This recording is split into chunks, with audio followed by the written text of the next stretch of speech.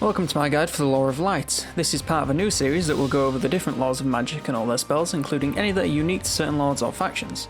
This video will go over the Lore of Light and all its spells, including the passive and active effects they have on the battlefield for both allies and enemies.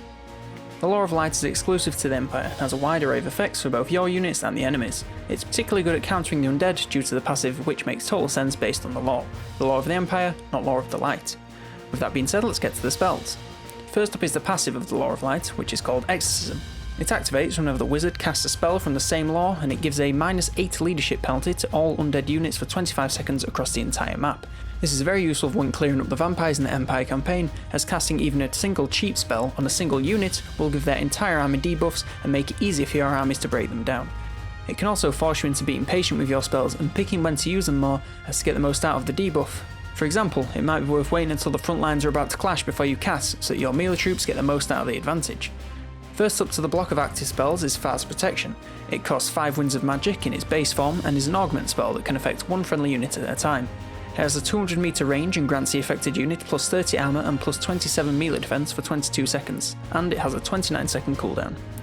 Overcasting this spell changes it to have a 40 meter area of effect and allows you to cast it on the ground to affect more units at once. This comes at the cost of increasing the Winds of Magic cost to 20 and a 50% miscast chance.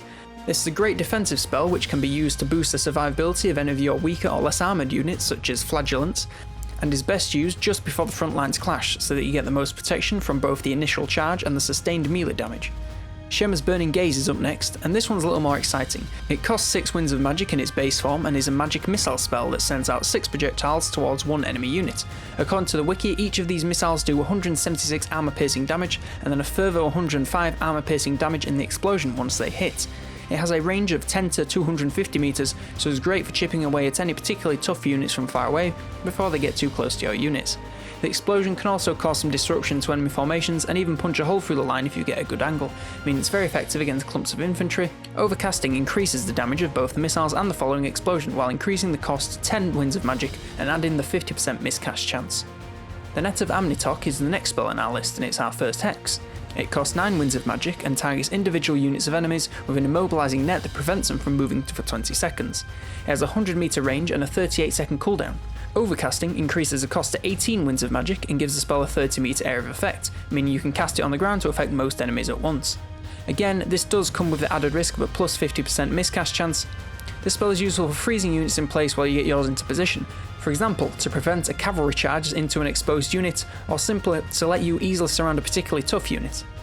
Light of Battle is another augmented spell, and it causes all units in the affected radius to become unbreakable for 22 seconds. It costs 7 Winds of Magic and has a 43-second cooldown, so it isn't like you can make your entire unbreakable for the entire battle, and you have to actually choose when to use it. It has a cast range of 200 meters and a 40 meter area of effect, meaning you can get quite a few units in its radius if you use it in the right spot. Overcasting causes the cost to increase to 11 and doubles the duration of the effect to 44 seconds, but of course carries a 50% risk of a miscast. All in all, it's a great spell that can really save your front lines from collapsing when they get overwhelmed, and it gives you time to send support over before a hole is created for enemies to pour through. Just make sure you time it well so that you aren't buffing confident or shattered troops.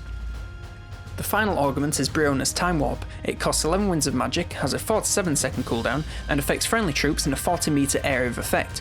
It grants them plus 24% movement speed and plus 26 melee attack for 50 seconds, and can be cast from 200 meters away. Overcasting the spell increases the cost to 15 and the area of effect to 55 meters, and of course has the risk of 50% miscasting. This is a great buffing spell for when your units are just about to engage in melee or are chasing units down, as it will allow them to catch up faster and deal more damage when they do. It's a great spell to use on some melee cavalry as well, as the increased speed will make their charge even more disruptive to enemy formations. Finally, we come to the final and most exciting spell from the Lore of Light. Banishment is a vortex spell and costs 18 Winds of Magic and has a 54-second cooldown. It creates a randomly moving area of effect that causes damage to any unit caught inside, as well as throwing them around the battlefield a little bit.